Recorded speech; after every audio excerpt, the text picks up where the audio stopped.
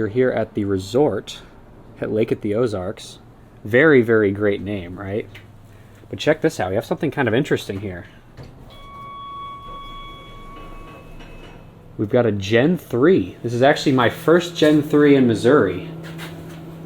The only thing real different is that arrow. So let's go up to 4.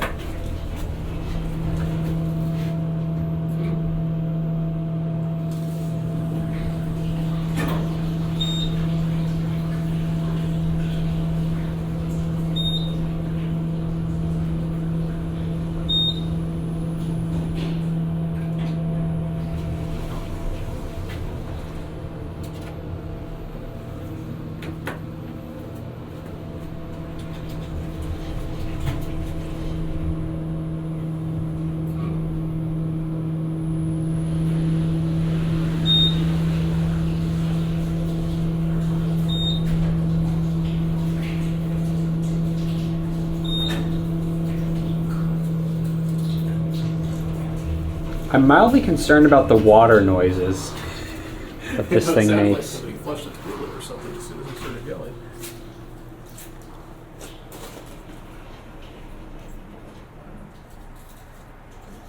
Okay then, interesting.